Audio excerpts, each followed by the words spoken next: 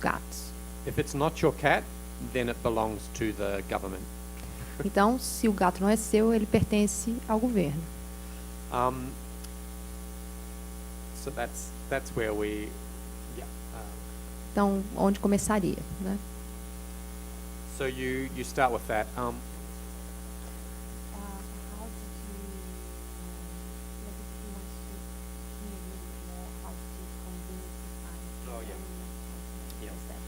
I think particularly on Noronha, there's a very powerful administration.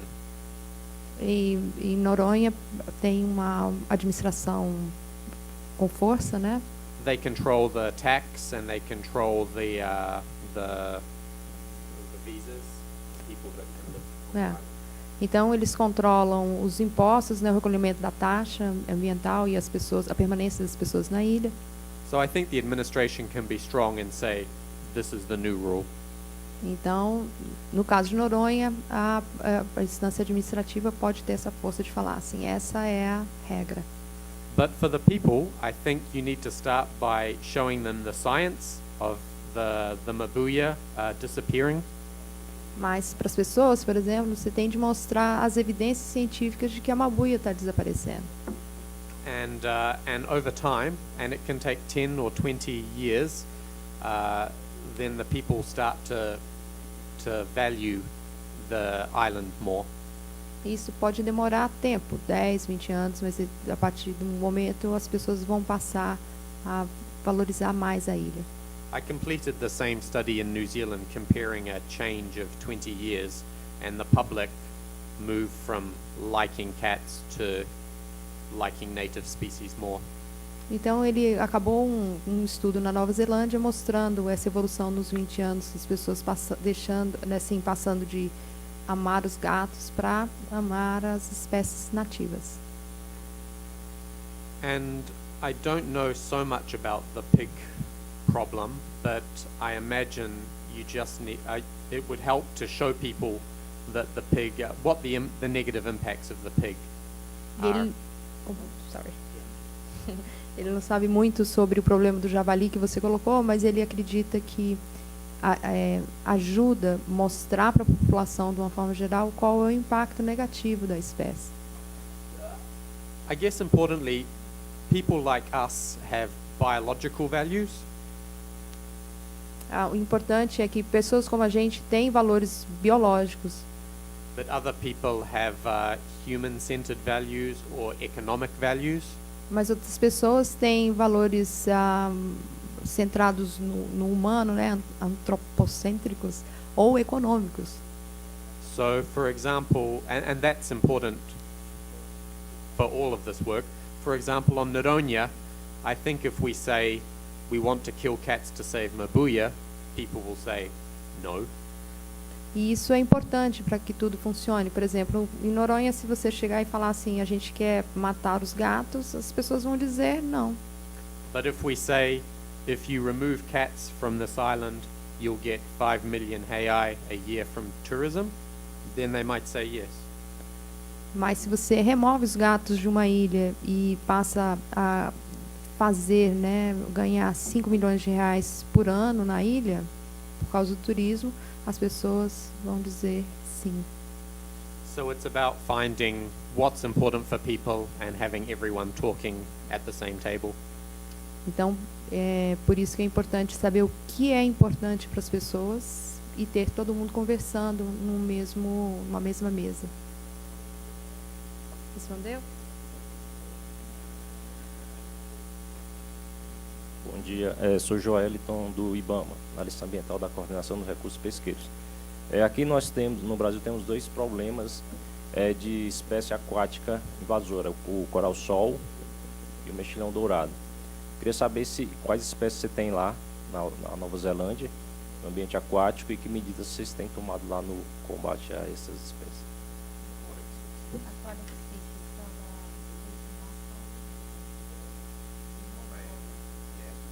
Qual que é a outra mexilhão dourado aí? Coral-sol? É um coral. Olha só.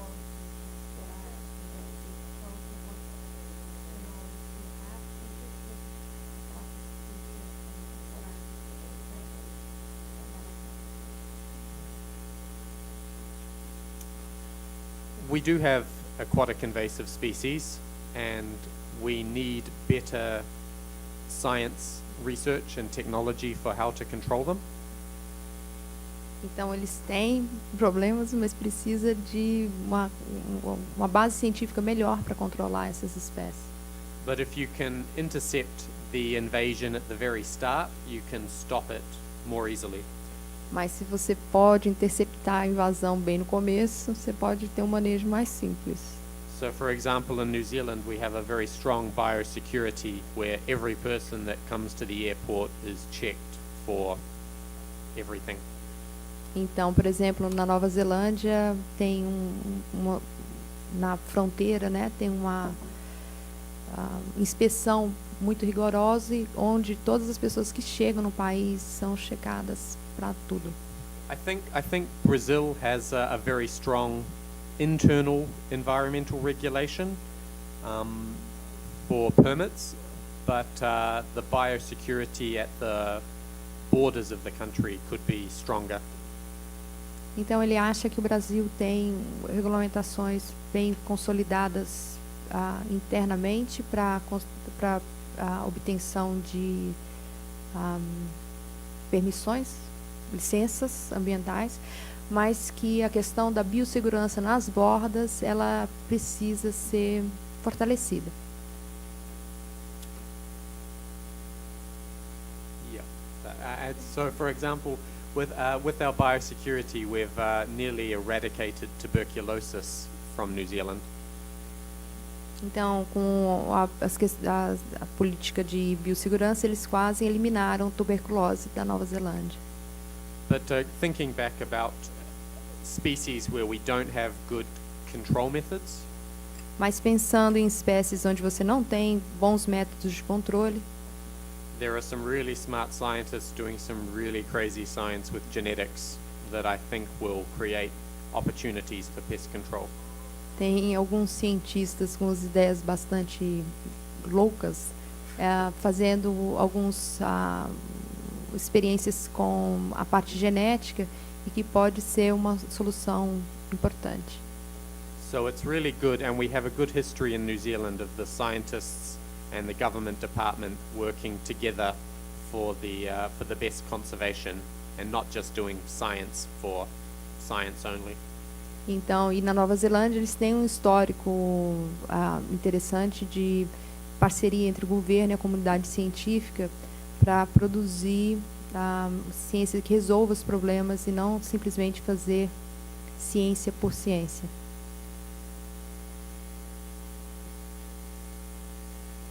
Alguém tem mais? Vai ter que vir aqui, Nil.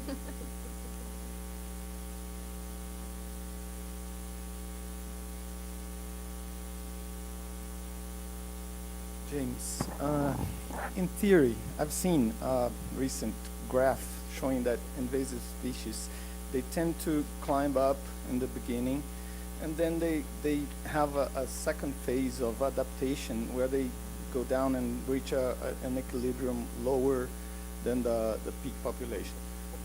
Is this a notion, or is this proven by research that this happens? And what does it tell you?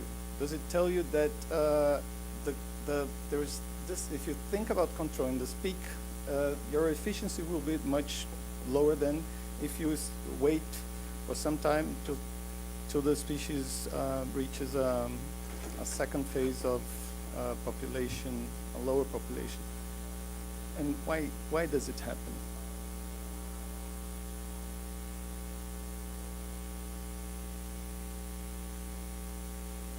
I think it's probably true, and that's why I think that you need good science that does the population biology and looks at where on the curve you are.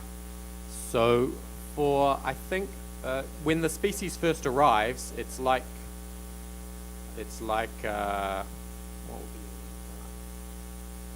heaven. It's like paradise. You can just eat everything and your population can grow forever. But then on Noronha, for example, all of the birds were eaten, and so then the cat and rat population came down to I say equilibrium, but not in a good way. The equilibrium is that the birds are extinct now, they're gone, and the cats don't have so many to eat. So it's they have crashed to a lower number, and I'm sure that when we read through the old scientific papers from 200 years ago on Noronha, they really say, what was it, Carlos? How many rats?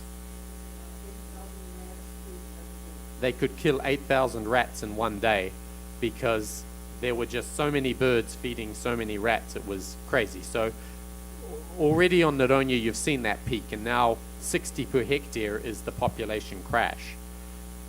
So I try to construct these population curves so we can decide the best place to do control. So at the end, if you have the technology, hopefully you can do an eradication when the population has crashed. And we do a lot of work to decide when the best time is. So in winter in New Zealand, the rats are not breeding and they don't have food, so it's a really good time to kill the rats. So we do studies like that. We also know that, again, like for aquatic species, you really want to get them when there's only 1 or 10 of them and they're only just around the airport. South America has been really good at giving the world invasive ants, and we've 3 times we've stopped the ants invading New Zealand because we kill them just around the airport because we detect them. But if you wait till they've spread, it's too late.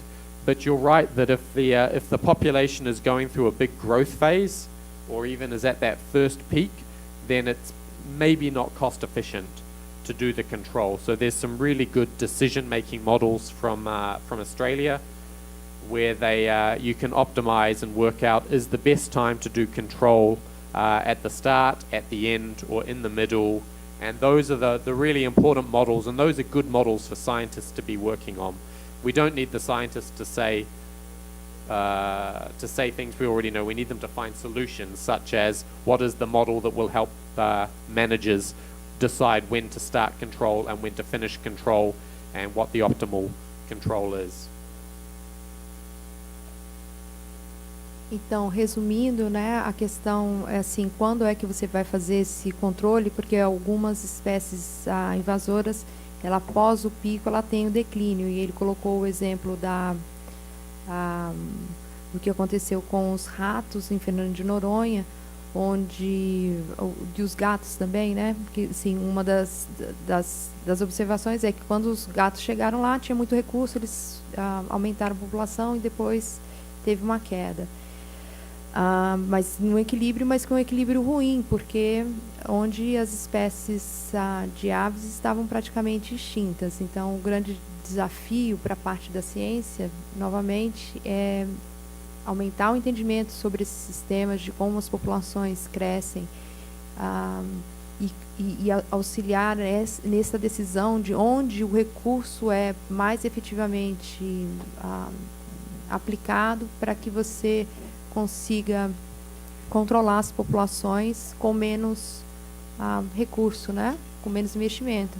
Mas, de uma forma geral, combater antes da espécie espalhar é a melhor estratégia. Ele deu exemplo, por exemplo, de controle de formigas vindo da América do Sul para a Austrália não, para a Nova Zelândia, e elas foram manejadas ali nas redondezas do aeroporto, antes que elas se espalhassem.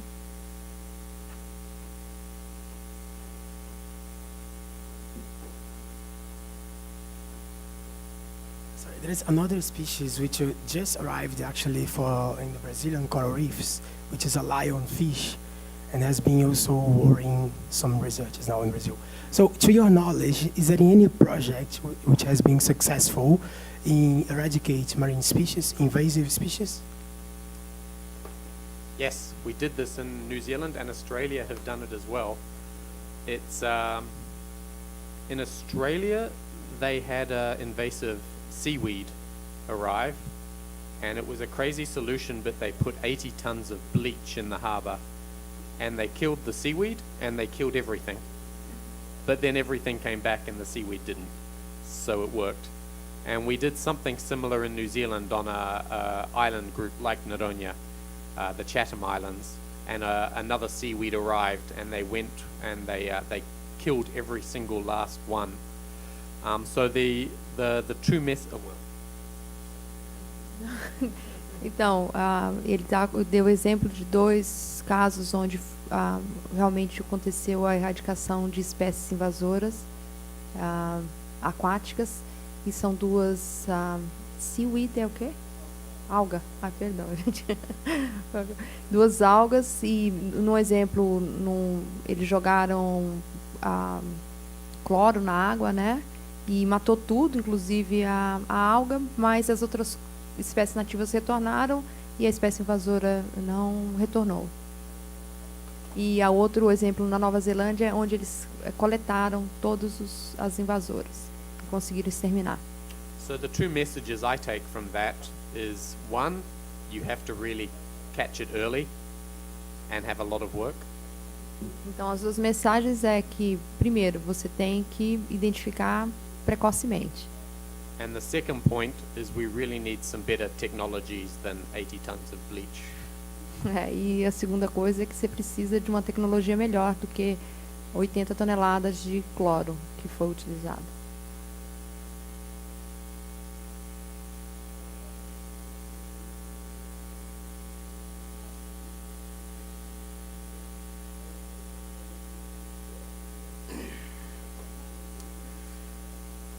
Meu nome é Ivan, trabalho no setor de fauna no IBAMA. Uma pergunta que surgiu agora, falando nas experiências da Nova Zelândia, Austrália, que é um contexto socioeconômico diferente, né? Eu me pergunto como é a educação nas escolas em relação a meio ambiente e fauna e flora. Existiria algum tipo de natural awareness at schools? Does it exist in kind of environmental education at schools? How does it work? Does it work integrated with advertisement in media in Australia and New Zealand? Because we have desperate situation in education here in Brazil. We have about 70% of functional illiterates in Brazil, and we go very bad in Portuguese and math, and we go even worse in science in general. And I think this is an important point to consider when it comes to tackling the problem with invasive species and awareness to native species.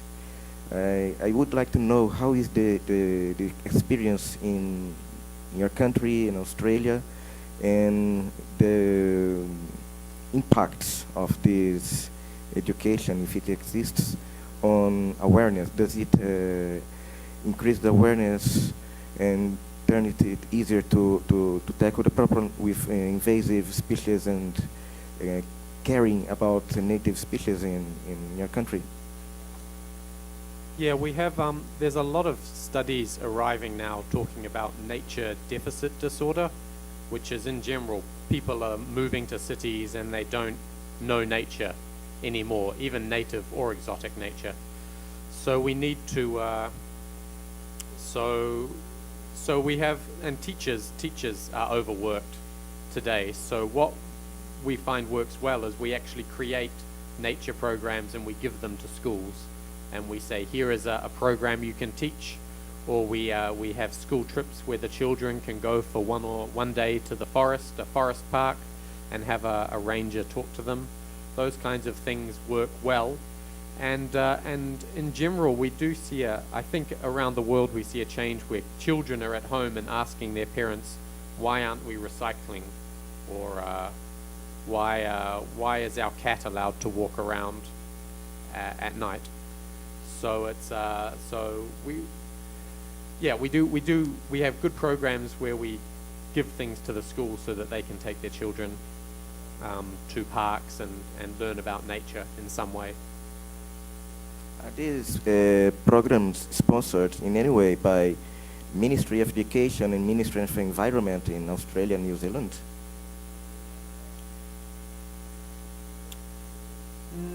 No, to be honest, I don't think it is. I think, again, it's happening just from motivated people. A motivated scientist creates a program for the school, and you just give it to schools. Our experience is schools and teachers are really happy if people do their job for them, and create the teaching package. So there's some really interesting ones. In Canada, they have a 1-week course on beavers, castores, and so they teach that to the kids. And I know we have Japanese visitors, and they come and ask us what the educational program is for 2- and 3-year-old children to teach them. But it's that plan that when they grow up, they can pressure their parents, and then also they will become the future people. And we do see that in New Zealand, that change where old people still have quite old values. Sometimes they think it's good to bring new species to the country, and they want the garden to have exotic plants.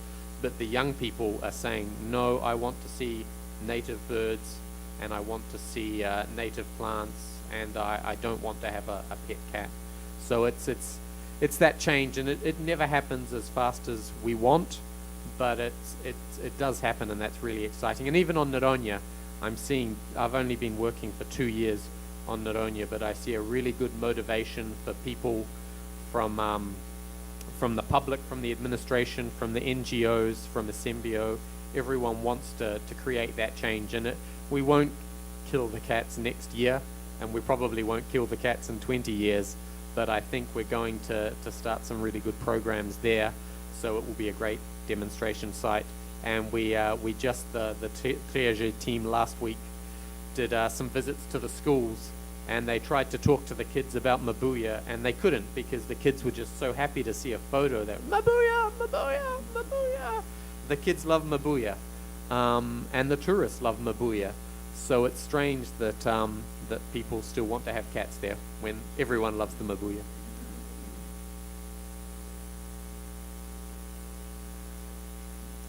Então, com relação ao papel da educação nessa conscientização das crianças, ele coloca assim que é importante. Eles têm programas do tipo que as crianças visitam parques nacionais, e aí tem pessoas do parque conversando com elas, e também tem a questão de iniciativas independentes de produzir material para que esses professores tratem na sala de aula, e que isso é uma parceria que os professores gostam muito, né? Com relação, e aí ele colocou assim que mesmo assim que essas mudanças elas levam tempo, né? Mas que atualmente na Nova Zelândia as pessoas mais novas já preferem ter plantas nativas no seu quintal, ter animais nativos, né, ao invés de ter os gatos como animais de estimação, e que mesmo em Fernando de Noronha, nesses 2 anos, né, que não é muito tempo, já é possível ver alguma modificação. Isso também assim muito parte das crianças, né, e que eles indo nas escolas lá em Fernando de Noronha, eles percebem que as crianças gostam muito de Mabuya, né? Quando botou a foto, né? Eles chegaram para conversar sobre o Mabuya, as crianças só de ver a foto do Mabuya começaram a gritar Mabuya, Mabuya. E então, assim, e que é uma pergunta, né? Se as pessoas gostam tanto do Mabuya, como é que elas ainda têm essa ideia de que ter gatos é interessante?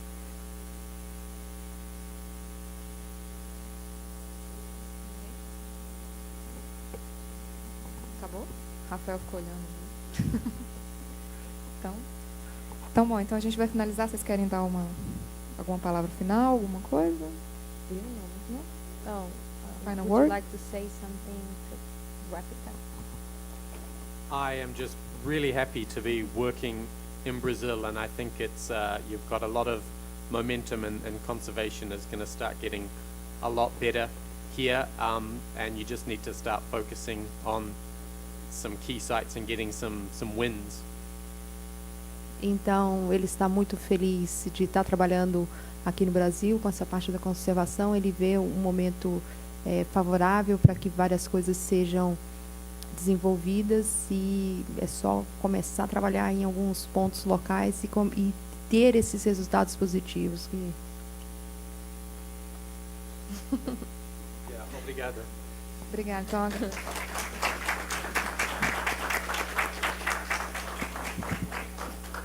agradeço ao James, agradeço a Helga pela tradução. O Fernando vai entregar o certificado aos dois.